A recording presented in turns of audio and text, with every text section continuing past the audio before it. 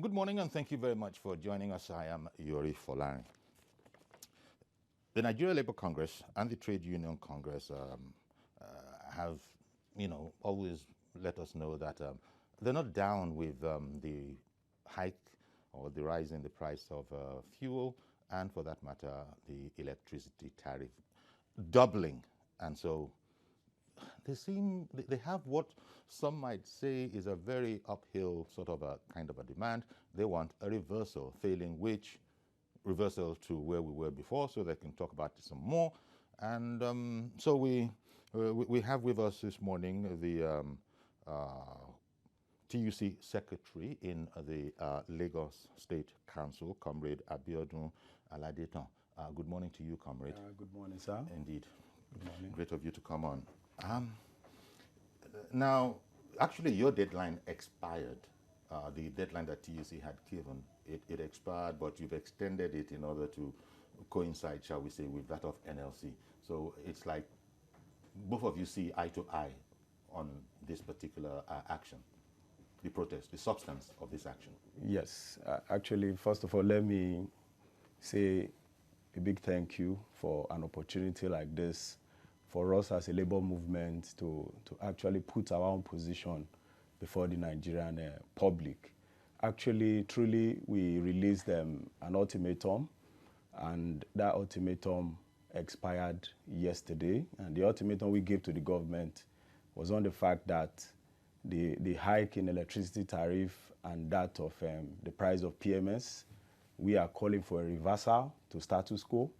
And why we extended it was as a result of the fact that we have to align with our sister labor center, which is the Nigerian Labour Congress, because we felt that to make our message very powerful, loud, and clear, we need to align forces.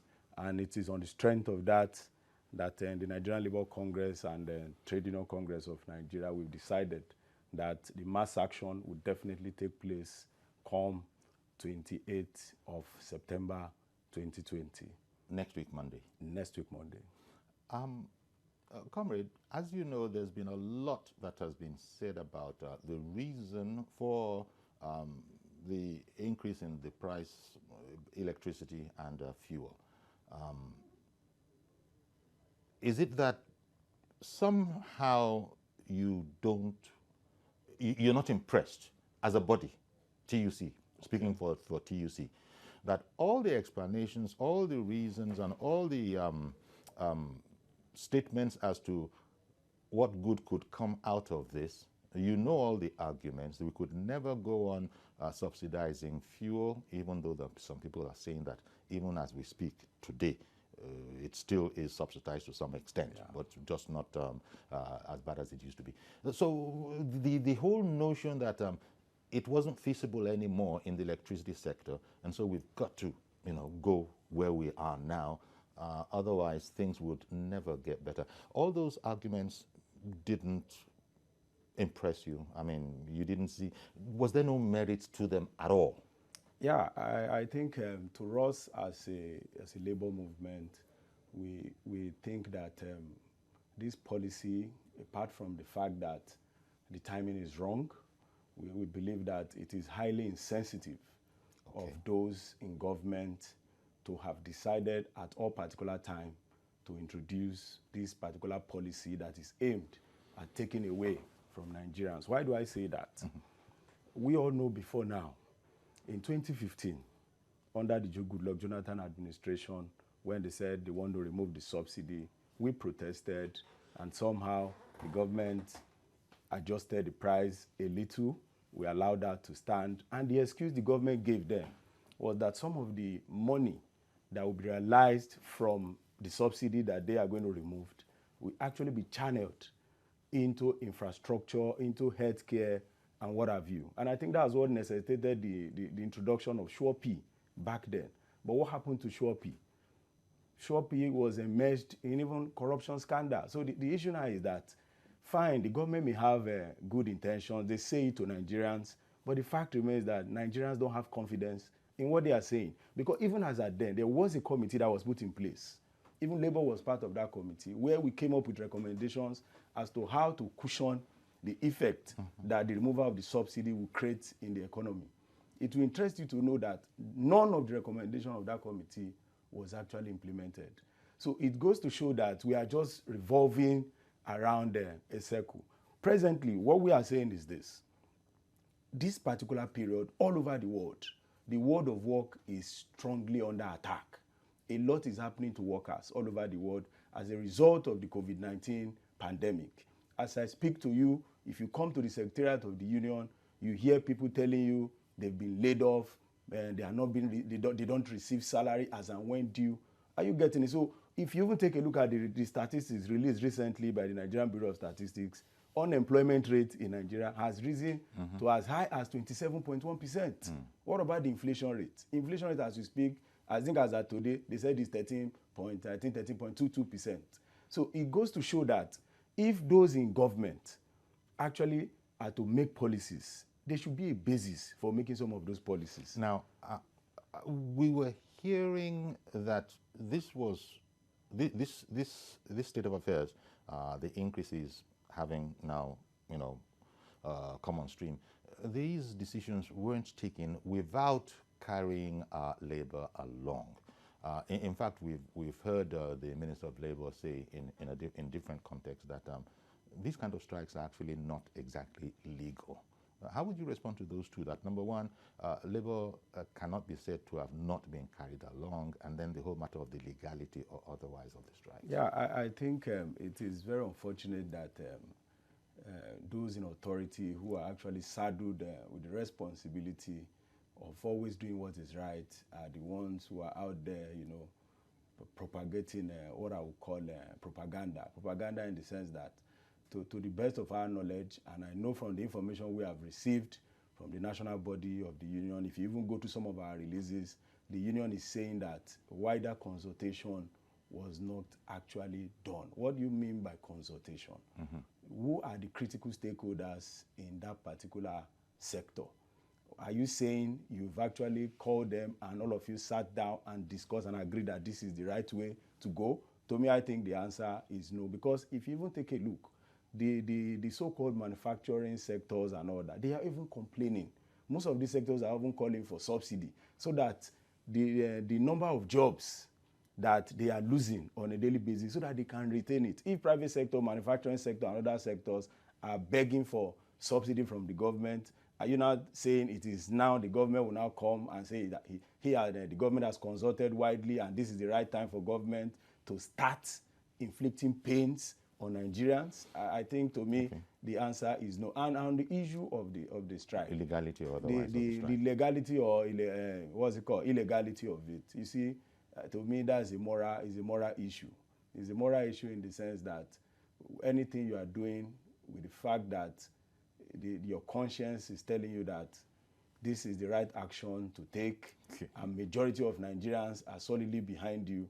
Because the truth of the matter is that at times, if you are not careful, you have a government even carrying out illegality. It is also our responsibility to bring the government to order. So for them to describe the protest or the industrial action as illegal, I think it is an unfortunate thing on the part of the government. Because to us, what we are doing, we think is the right thing to do.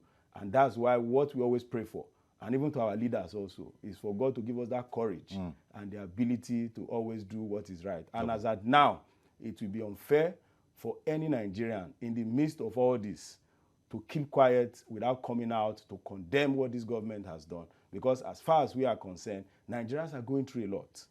Nigerians are going through pain, and we are about approaching 60 years of independence.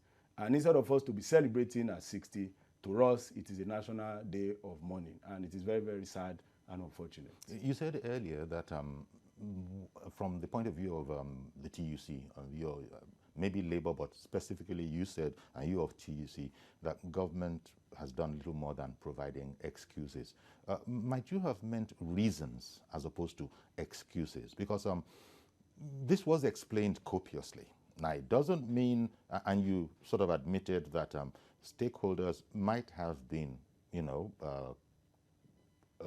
involved, but you did use also the word how wide, meaning that perhaps not from your point of view, you'd have wanted a wider scope of these stakeholders. But I guess where I'm coming to is that negotiations can't go on forever. What would you say to this? Can't go on forever. And if government thought in their wisdom that we have persuaded most of the people, we might not be able to persuade every last one of them, but looking at the greater good, since one of the reasons, as opposed to excuses, was that, look, if we were to pay, and nobody's holding brief for that kind of a thing, because everybody likes, nobody likes to pay more, quite frankly. Wages are not going up and all of that. But one of the reasons given was that we would then be able to approach, in the case of electricity, and indeed for fuel, we'd be able to approach a better efficiency.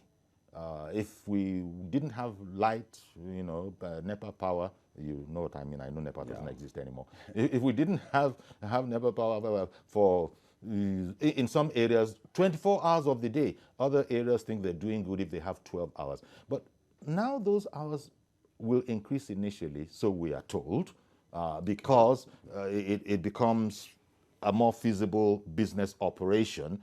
And you know all the rest of the arguments, because I'm sure you were listening very, very carefully to all the reasons that were set forth as why there was no other option really than to bring it up to, that is in the case of electricity, a figure that would enable the operators in that sector to work profitably. Okay, I think from what you mentioned. But before you launch, sir, and please hold in mind what you were going to say. Okay. Let me quickly bring in one of our viewers. Good morning, Mr. George. Good morning, young Theory. Thank you for calling in. And good morning to your guest. Yes, Comrade Aladeton. All right. Thank you, sir. Uncle Yori, truth must be told. The government is the one that is provoking labor. In fact, labor is not the only one that is provoked. It's the average man on the street that has been provoked.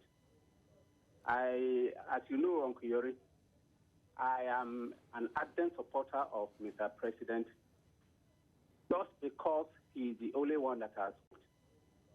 As you know, Uncle Yori, I am an ardent supporter of Mr. President just because he is the only one that has come out to say, I want to fight corruption in this country. But what I can see of recent is that corruption fight back is gaining the upper hand. Since they decided to do what they have done to Mango, when last did you hear about a case of an anti-corruption, somebody being challenged or arrested for corruption? This electricity tariff on Koyori is a product of corruption fight back. Quote me any day, and I will defend it. When you look at it, the way and man they have structured it, a unit of electricity will cost one high price in one place. The same unit of electricity will cost another price in another place, on the premise that so number of hours of supply will be given. It is never followed. Even if it was followed, it is corrupt. A unit of electricity should be a unit of electricity. This same discourse, they have refused to take what is generated. They have refused to invest money in such a way that they can distribute what has been generated. They want to collect money from where the populace and use it as an investment to do business against us. I was not expecting anything less from Labour. Okay. But the government called for it. Truth must be told. Good morning. Good morning. Yes. Yeah, so... First of all, I don't know if there's anything you want to disagree with in that particular position. No, I think I doubt it. The caller is very much in order. Okay. It's in order in the sense that, from what you said maybe probably they must have made a wider consultation and based on the principle of... They made a consultation, but you are saying it might not have been wide enough. So what we are saying is, whenever you're coming up with policies, there's this thing we call the utilitarian school of thought in philosophy, which is happiness of the greatest number. It means if majority of your people are happy with a particular policy, then so be it. But if majority are saying, no, we don't want this, it means such a government must sit back and have a rethink. Okay. And I think from what the caller just said, he said Nigerians are angry. And I won't lie you, if you go to the streets, meet an average person, this thing is really biting hard. And the problem is that whenever you tamper with the price of petrol or electricity, you are attacking the average Nigerian directly. Well, yeah. As I speak to you, from the point of view of that they will be the most hard hit. Hard hit. So as I speak to you presently, the value of the last minimum wage that we negotiated for, 30,000, has been eroded. What do I mean by when you say what is the value for money? The value of money is what money can buy. As we speak now, a bag of rice is 30,000, which is the minimum wage. Means it requires the national minimum wage to buy a bag of rice in Nigeria. And I think when you bring all these things together, you're beginning to understand why the masses are very, very angry with the present government, particularly the fact that this government has enjoyed enormous goodwill from Nigerians since this government came on board in 2015. And I think this will be the first major protest to be organized by both Labour Center since the beginning of this administration in 2015. To schedule to start on Monday, according to your plans. Yes, sir. And but I imagine that there still are talks since this announcement has been going on. You know, are there talks, or have you shut off government altogether? No. The truth is, as a labor movement, our doors are always open for negotiation. You can continue, please, but let me bring in Mazi Okorafor. Good morning, Mazi. Good morning, sir. Good morning, my brother in the studio. Okay. Good morning, sir. My brother, I don't know, why is it that the strike is coming now instead of since? I'm asking this question because I was expecting immediately the federal government uttered such statement of increase in fuel and this and that. Within 48 hours, you people could have taken an action. Not coming now, that you say coming next week. Mr. Yodi, let us face reality.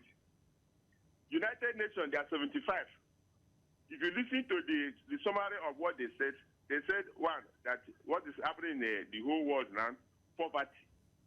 Now you come to Nigeria, Nigeria is number one. They are coming around peace. Where is the peace? Everywhere you talk about herdsmen, Boko Haram. You saw how they killed one corner yesterday at Metukre on the road.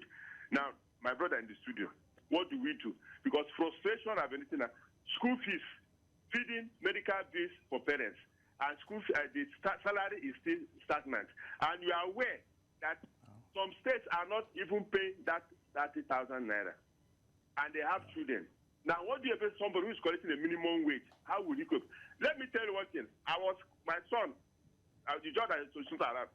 I told my brother, so go and buy vent. That's credit from NEPA. What do you mean? I said, buy 2,000 naira own.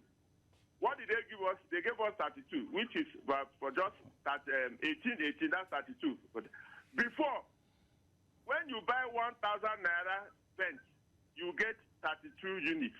But now, that 32 units is now 2,000 naira. Yes. Now tell me, how will a woman be cope with 32 units of 2,000 naira, maybe within a week or that, maybe depending on how you are going to use that 32 units. And your income hasn't increased. Now, that one not we start, Mr. Yodi. You know what is happening now? What do we do? Like Iradi said about the rice. Made in Nigerian rice is 20-something thousand naira. The foreign rice is around 30-something. Now, how do Nigerians cope? A cup of that's a mudu of maize used to be 180, but now it's 300 naira. How do we cope? You are going to talk about crayfish. Crayfish of 50 naira can't even face it, not talk about it now. What do we do? Are we praying? I say every day, pray. People have been praying. They say pray with faith. We are praying with faith. What do we do that? You people, the labor people, you are the people responsible to make sure that Nigeria face reality. Because hardship is getting out of proportion. Okay, Mazi. Like I said, okay, I hear you, Mazi. Hunger, poverty is getting out of proportion in the whole world. Okay. Nigeria number one. What Sure. do we do? Now or never. Say something. Now. Okay. Well, Labour has spoken, and but I doubt, and I'm sure you agree with me, that the prices, market prices of foodstuffs, rice, maize, etc., that's not going to be affected by a strike action. But, comrade, you wanted to react to what he was saying. I think... and maybe you would, sorry for interrupting you, Okay. would you want to start with, why didn't Labour come on instantaneously? Yes, that's what I'm about to react to. Actually, I understand the angle the caller is actually talking from. But the reality is this, for those of us who are in this job, whenever you have issues like this, one cannot just come out and take unilateral action as the president or the general secretary of labor centers. Labours too do consult. Okay. And how do I mean? We have organs. There are several organs of the Okay, union. so you spent all this you have time to consulting, you have to find, and I've only now got a consensus. You understand? that this is the way to go. You call a meeting of those organs. They will have to meet. So that was what take was happening. A decision. Okay. So that's what. And if you follow the communique that was released, you hear when even the NLC said the NEC has met, and I think TUC did the same thing too. So it is on the basis of the decision of the NEC that we are taking the stand come 28th of September 2020. And you did say that your doors are open. We had to quickly rush off to the question, but implying that you've not closed doors to further talks, if indeed those ones are forthcoming. Let me ask in relation to that, has government reached Labour, to the best of your knowledge, in relation to this action? First of all, remember you said that, not so much you said, but your deadline would have expired yesterday, apart from you extending it to align with Labour. Yes. Has government been in touch? No. Actually, to the best of our knowledge, I'm aware that. I'm sorry, I've got to interrupt you again. I hear we have a Stanley in Georgia calling in. Good morning, Stanley. We tried to get to you as soon as we could, Georgia. Stanley. So sorry about that. See if you could get back in. Yes. Yeah, so what I just want to say is that before now, we had a meeting with the government, that's the national leadership of NLC and TUC, and the report we got was that it was deadlock, nothing was agreed, and to the best of our knowledge, as at today, we've not had anything contrary to what we heard before. So on the basis of that, we are still not shutting down. We are not shutting down our doors. The doors are still very wide open for further consultation. But if nothing is done, what would be the nature of this strike? Is it like a total lockdown of workers? That is, all workers to down tools. What kind of a strike? Yeah, is I think like I said before, the whole direction comes from the national body. If the national body gives us the directive that we should shut down the whole system, we have no other option than to carry it out. But what we have received so far, yes, they've asked us to commence mobilization. Mobilization. We have started in NS. We have called all our units, all our various affiliates. We've been talking to be on standby. To be on standby. So whatever the final directive is, if they say strike, so be it. If they say protest, so be it. So, but the final decision lies with the national body. Okay, so there is a difference between a strike and a protest. Definitely. And then waiting on the bodies to tell us. Good morning, Mr. Yakub, and thank you for holding on. Chief, good morning, sir. Thank you for calling in, sir. Good morning to you guys. Yes. Good morning. Chief, it is unfortunate that I personally, Mr. George, Reverend Dominic, and some other people that normally call to this program, we supported this government in total. Not because we are getting anything from anybody in government. We can only support a government that we believe in, that it is going to give Nigerian citizens a good government, a good governance. You see, Chief Yori, if I go out today, it is impossible for me to defend this government anymore. You know why? Why? Because people know me in this area, a die fans of Mr. President, which is in person of Mr. Buhari. You see, Chief Yori, anytime the government increase the fuel pump price, they always tell Nigerian citizens that they are going to take out of this money into another economics, especially in agriculture. They would diversify our economics and all that. Chief Yori, the people that are producing rice in this country today, I'm talking about local rice, they have already formed a cabal. A cabal in the sense that they make sure that the rice is not in the market so that the price can be able to go up. Now, they force cabal and then the border is already closed. I'm talking to Labour now. I'm afraid of you people. You know why? I'm afraid in the sense that I don't think that you are not going to be bought over. Because anytime you go on protest, Nigerian citizens will back you up to to make sure that the price comes back to normal. But at the end of the day, you people are going to go and negotiate for another thing. Okay. Let me ask you. Thank you very much. Thank you very much, Yakub. Appreciate you, Yakub. Thank you very much. It was clear, although clearly Yakub has a lot more. But that very serious opinion of his, that Labour doesn't always play straight with us anyway. How would you comment on that? Yeah, I think Mr. Yakub, to a reasonable extent, is exercising his own opinion as to how the labor movement operates. And I think he's entitled to that. And how faithful Labour is to the causes that they initiate. Yeah, but what I have to say on that subject matter is the fact that, you know, this job, you can't do this job if you don't have, what is it called? If you are not an upright or a just person. Okay. So I think labor job is a thankless job. You don't expect me as a person, maybe I know my own self on the basis of maybe principles and belief, I don't do certain things. That doesn't mean other person might not also subscribe to what I believe in. But to a reasonable extent, what is really happening in the Nigerian system is the trust deficit. And I think apart from trust deficit between Nigerians and labor, that trust deficit also exists between Nigeria and even the government. So even sometimes the way we are, even when we do things for members, we still hear things like this. But one thing we always say is that for those of you who know you are doing the right thing, don't give up, keep doing it. And it is our own belief that one day, somehow, somewhere, you will definitely. So you are saying that Labour's integrity is intact? I can say it authoritatively that for those of us we know ourselves in the industry, we know that the integrity of Labour is very, very much intact. But what we just pray for Nigerians is to just exercise patience and have belief and confidence in the Labour movement. Okay. Nasiru in Mowe, good morning. Good morning. Good morning. Okay. Go ahead, please. Uncle Yori, like Yakubu have just mentioned, I'm also a strong supporter of APC.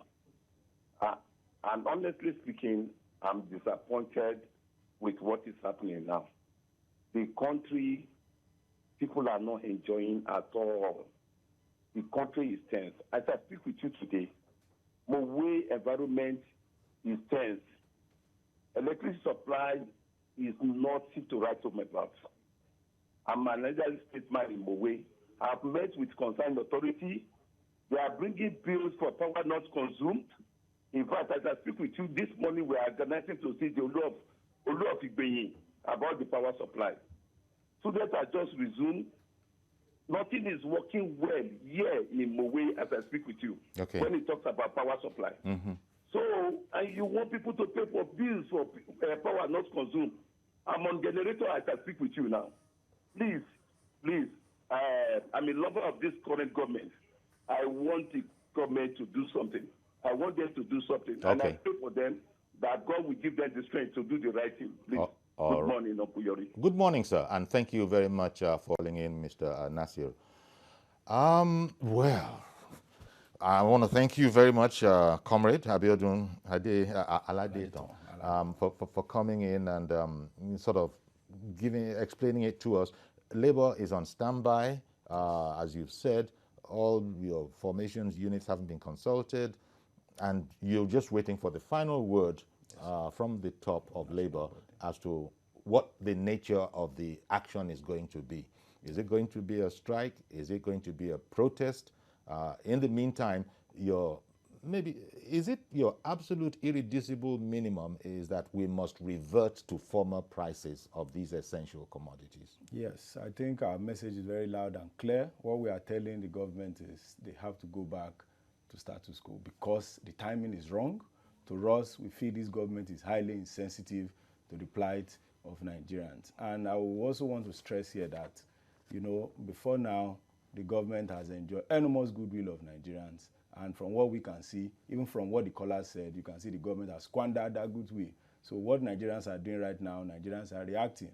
And we've been pushed to the wall. And I want to say authoritatively that come 28th of September, we will resist this bad policy from the government. Okay, on that squandering bit, that is Labour's opinion. that Labour is entitled to. But Definitely. thank you very much, Comrade Abiodun Aladiton. Thank you very much, sir. You know, TUC Secretary, Lagos State Council. Okay, then stay with us, please. We'll take a break and then we'll nip over to Anambra State and find out what's going on over there.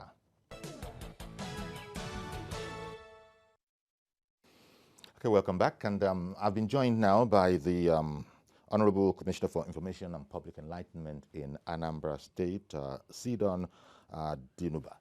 Thank you very much for coming on. It's been quite a while, my friend. Yeah, it's exactly a year ago, Yuri. There you go. I was here last year ago. Hey, time flies. What with yeah. COVID-19, one doesn't know how time is going. It's about almost a year ago Yeah. we were in the station. And I must say, I love this place. The quality of broadcasting is very good. Oh, you're The very kind. ambience is excellent. I actually thought that was at the BBC in London. You're very kind. It reminds me of what we have in Anambra. Okay. 21st century technology. Okay, let's go there. Yes, Let's go there because Anambra is fortunate to be one of the states that has always had a very low number of cases. I think the axis is Kogi probably is leading for a long time. Kogi didn't even have one. And things have, but still very, very, very low. So between Kogi, Anambra, and Cross River, you guys have been very, very fortunate. Is one way to put it. But since you started on this whole technology business, you're probably going to go along the line of, and then you were putting out advisories to the public about the aggressive approach you are taking to combating COVID-19. Now, let's talk a bit about that. First of all, the numbers are low. How would you explain that? Briefly, please. The numbers being very, very low. Is it God smiling on Anambra? Well, God has been very nice to us, but God help those who help themselves. There you go. So how have you been able to We help began yourselves? early enough. The federal government of Nigeria began in March. Lagos State government began in March. We began on January 28th, 2 months before any government in Africa. Governor Willie Obiano began before the American president, before the British prime minister. That's one major reason why our record is very low. We began with first an advisory with the governor instructed me to issue. Many of our people, are importers and exporters. They traveled extensively to China. And this problem began in November last year in Wuhan, but not known to the world until December. So in January, the governor called me and said, sit down, roll out your tanks, go to the markets, go to hotels, go to motor parks. Anywhere you have a large congregation of people, go and talk to them. As I was doing it, he was calling every religious leader, including the chairman of Khan in Anambra State, directly talking to them on the phone, writing letters to them almost every 2 weeks. So we began early enough. And I will tell you my experience. Well, right there, I was going to say that Anambra is part of Nigeria, and Nigerians behave like Nigerians, and there have been complaints. You yourself have had to put out some press releases in Anambra State telling people that they are not doing very well in terms of how they are wearing the masks. Masks were not made for chins. So that's what I meant by Nigerians are also, Anambrans are also Nigerians. And that, that kind of a thing. So I was going to say, from there, we have a situation where in Anambra State, your general hospitals, I understand, are able to test for COVID-19. The only state where you have a general hospital as a testing center, the only state in the whole country. We are very proud of that. And what we have at general hospital is what we have called is that because of experts. Is that because of the low number of cases? No. But I was talking to, but I was talking some of the reasons why we have low numbers in Anambra State. To use a common aphorism, prevention is better than cure. That's our belief. And whereas even the WHO and a lot of governments have confined themselves to medical issues, in Anambra we are concerned with eating right. There are simple strategies we have devised that have enabled our people to be able to battle this scourge heroically. Eat vegetables, plenty of green vegetables, and when the rainy season, therefore, they are plentiful and affordable. Fruits, especially lemon, oranges, pawpaws, avocado pears, and our local pear, which is rich in potassium. You have Zinc. Sidon. Yes. You are saying that this sermon is what the Anambra people latched onto, Oh, that yes. has resulted in what all of us are saying. Really, nobody can question God, and He has just shone mercifully on Anambra State. You are now advancing reasons that it is because the citizens. Because I've been wondering, what have the citizens of Anambra been doing, and they have not been experiencing these numbers? Is it that they've not been traveling anyhow? Is it that they've been obeying the curfew? By the way, you had curfew. Oh yeah, we had for only 5 weeks. We stopped by May 4th on a Monday. You opened up. We resumed. Well, schools came out later, government offices, and so on and so forth. And that to me is extremely important because there will seem to be 2 schools of thought on how to respond to the challenge of COVID-19. You have what I may call the economics school, say, listen, the economy will be destroyed. Do not reopen. Insist on what they call general lockdown. Then you have then you have medical doctors and other public health experts who said, no. The best way is stay in your homes. Don't come out. We looked at these 2 things critically, and the governor decided to bring elements, the best elements, from each of the schools of thought, and the result has been fantastic. And I will tell you why. We reopened these markets after 5 weeks. A lot of activities, government offices, a lot of activities came back. And we insisted that you must wear your masks. In markets, every line must have a bucket of water. And we taught the people how to wash their hands for at least 20 seconds with soap. It must be running water, And these not people, stagnant water. And your people were religiously abiding by all of this advice? They did in the markets. Now, some people at a Keoka market in Oka, our capital, flouted. We closed down the markets. They came back, we agreed, started agreements. We have a task force in each market. And don't forget, Anambra State is the only state in the whole country. We have a COVID-19 task force, not only in every local government area, but in every ward. And there are 326 wards in Anambra State. Each has a task force on COVID-19. Not only that, we have 2 people, 2 professionals who collect samples in each local government area. So we don't take, we took it so seriously. A lot of things we've done, we want other states of the federation. And it would appear that you probably would be thinking that Anambra's economy has benefited from this, in the sense that you said you opened up your life, your market especially. Yes. The churches, mosques, churches in Anambra, they reopened. They reopened much earlier than everybody else. Absolutely. And you've not regretted it. Oh, no, we're very proud of it. On August 13th, that's last month, the National Bureau of Statistics published a survey of unemployment rates throughout Nigeria. Of course, I'm proud to tell you this, that Anambra State has the lowest unemployment rates in the whole country. And you know that most economists in the world regard the employment rate as the most important indicator of the performance of any economy. So in that context, of all 36 states of the Federation, plus the Federal Capital Territory, Anambra takes the first position. There is nobody who has followed the way we managed the COVID crisis that will be surprised. No, that is to be expected. And here is the state that doesn't have more money from oil or any special allocations and doing exceedingly well. We have insisted on taking the first position in a lot of things, and we have done very, very well in that respect. So much.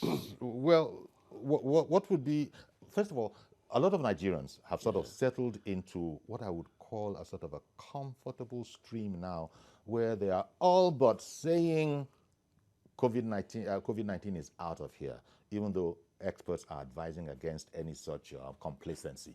What's it like in Anambra? No. We insist it's not over until it is over. There could be a second wave. You have seen a second wave in Spain, in the UK, in a lot of states in the US. So, please, it's not over.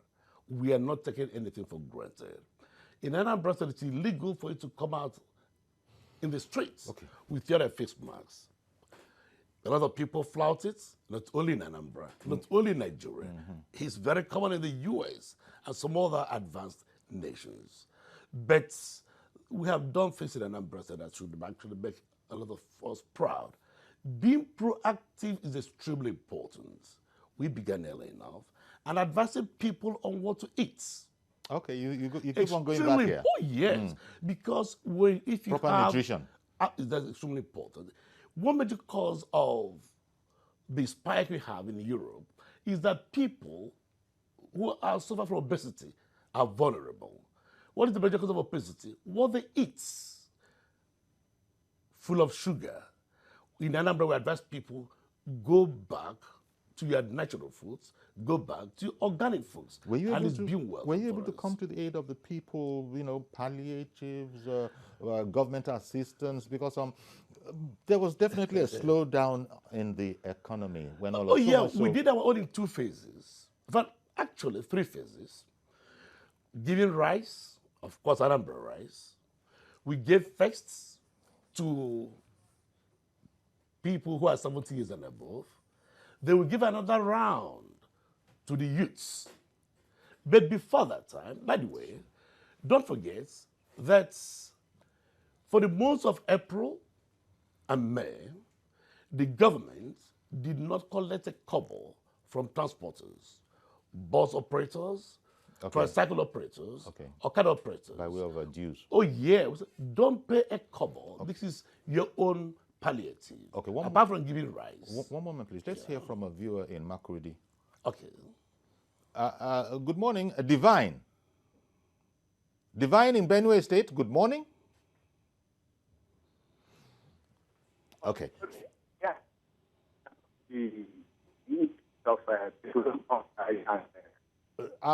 Are the lines crossed? Divine in Benue State.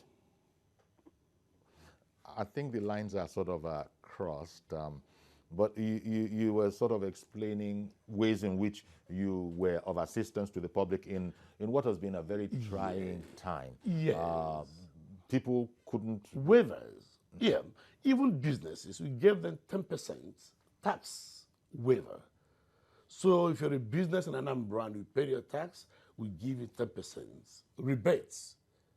So we accept businesses, we assisted transport operators, we gave to elderly people a bag of rice each, and we gave to the youths a bag of rice.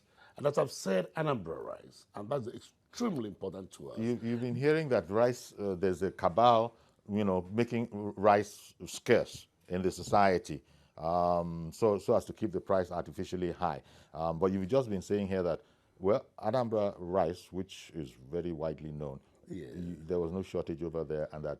No, by that time, there was no shortage. Right now, we experience some shortage. Not because of any cabal. The rainfall has been huge, and so much flooding. Okay. And our rice farms are affected. Okay. Let me... Joshua in Irewale, good morning, sir. Yeah, Uncle Yori, good morning. Good morning. And good morning to the commissioner. Each time you bring him on the program, I often think to myself that I wish we have a coordinated program in Nigeria of everybody doing the same thing. This man, I think the government he speaks for, they are very fortunate. I think even he carries you along so well that you won't know, you will just be flowing with him. I think communication is very important. Communicating with people. The man has the art of communication. This is what we need in Nigeria. Federal government should look at this. When this man is connecting with his people, even if he's lying to them, they will believe him. I'm not saying he's lying. You know, He's just flowing. yes, you see, here now, I got educated from what he said. When he said, put your hand under running water, not static water. You see, leadership by example is as good as leadership by knowledge. If you are ignorant, you will just be leading people to nowhere. I commend him, and I think Nigeria should borrow a lead from this man, especially Uncle Yori, labor movement. They should learn to engage the people. Okay. Strike, no, they work. They will just lock down another COVID-19. Nothing more. Okay. Strike, no, they work. Corruption is everywhere. Okay, Labor then. should borrow a lead from this man. Let him consult for them. Thank you very much. Very, very high praise indeed. Coming in from Joshua there in Irewale, a very regular viewer, one of many on our station. Well, that's flattering. And to be very honest with you, I'm only one of the several people in the government in Anambra State. Please, I don't want to blow our trumpet unduly, but we have a governor who is a fellow of the Institute of Chartered Accountants of Nigeria, an auditor, and a banker. He was ED before he left.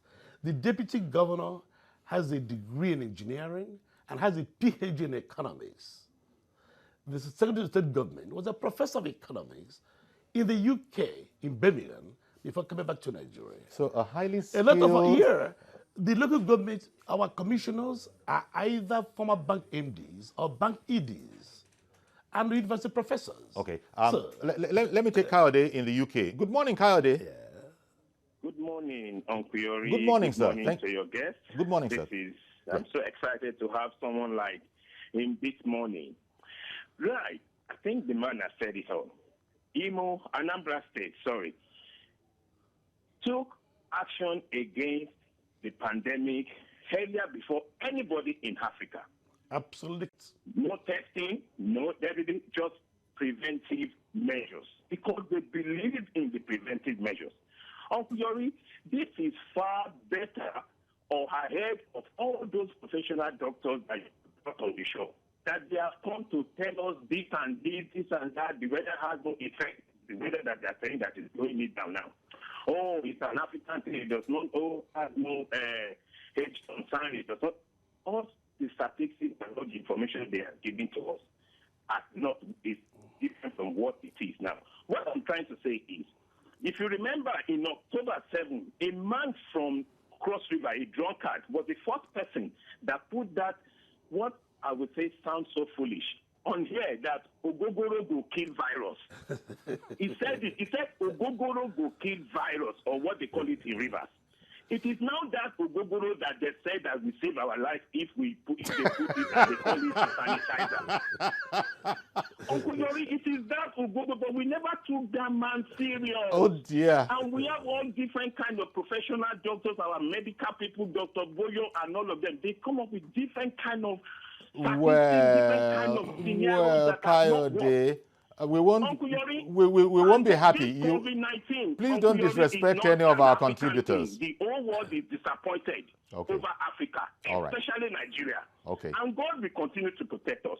Amen. If the people that says that nobody has monopoly of knowledge tell us that malaria is only for Africa, and nobody asks them the question, how come there is no malaria in Russia?